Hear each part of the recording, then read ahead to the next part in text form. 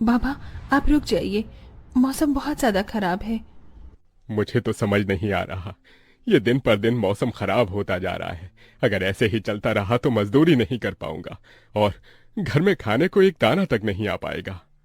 तभी बहुत तेज आंधी तूफान चलता है। अरे देखो जरा देखो, कितनी तेज तूफान चल रहा है।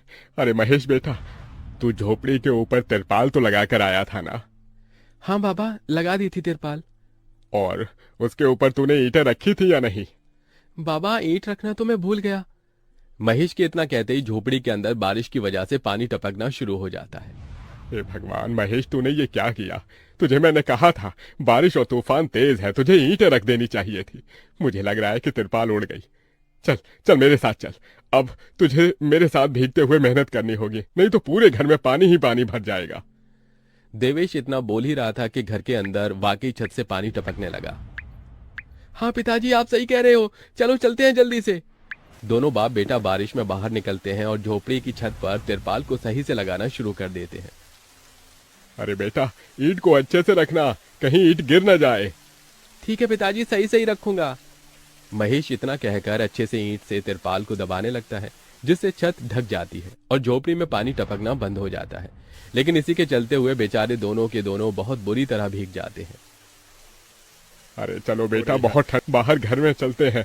चलो, बरसात में मौसम बिल्कुल ठंडा हो गया है। हाँ पिताजी, आपने बिल्कुल सही कहा, चलिए। जब दोनों बाप बेटा घर के अंदर आ जाते हैं तो मेघा उन्हें सूखा कपड़ा देती है और अपना शरीर पोंछने के लिए कहती है।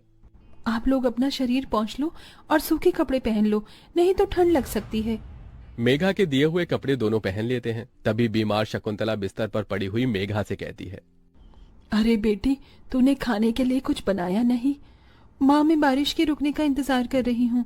घर के अंदर खाना कैसे बनाऊंगी? सारे में धुआं ही धुआं हो जाएगा। मेरी दवाई का समय हो गया है और मुझे भूख भी लग रही है। ठीक है माँ, मैं कुछ करती हूँ। मेघा अपने सिर पर एक सफेद कट्टा रखकर बारिश से बचते हुए बाहर से कुछ ईंटें लाकर घर के अंदर ही छोटा सा चूल्हा बना लेती है और उसी पर खाना बनाना शुरू करती है। अरे बेटी, पूरे घर में धुआं ही धुआं हो गया है। पिताजी, खाना बनाना भी तो बहुत जरूरी था। मेघा जैसे तैसे करके जल्दी जल्दी खाना बना लेती है। वो खाने में नमक मिर्च वाले चावल ही बना पाती है। माँ, माँ उठो, ये लोग खाना खा लो। शकुंतला मेघा के हाथों से खाना खाती है। शकुंतला के पूरे शरीर को पैरालाइज हुआ था, जिसके कारण ना तो वो हिल सकती थी और ना ही वो उठ सकती थी। मेरी प्यारी बेटी, इतनी कम उम्र में तेरे ऊपर कितनी जिम्मेदारी आ गई। हम गरीबों का कुछ नहीं हो सकता है। इस गरीब झोपड़ी के अंदर हम कैसे कैसे दिन देखते हैं।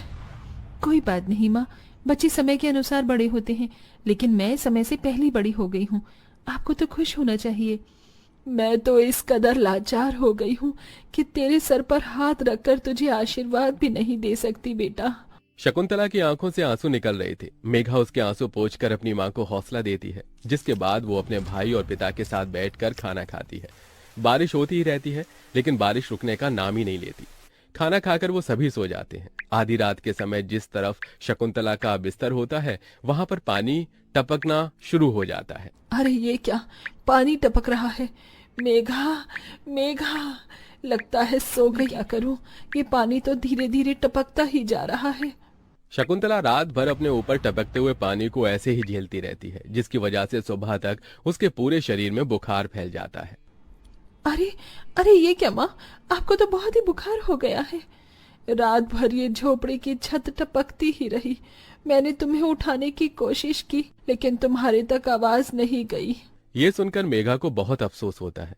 वो सूखे कपड़ों पर अपनी मां को सहारा लगाकर लिटा देती है और उनके कपड़े भी बदल देती है। लेकिन तभी अचानक से गांव में बाढ़ आ जाती है।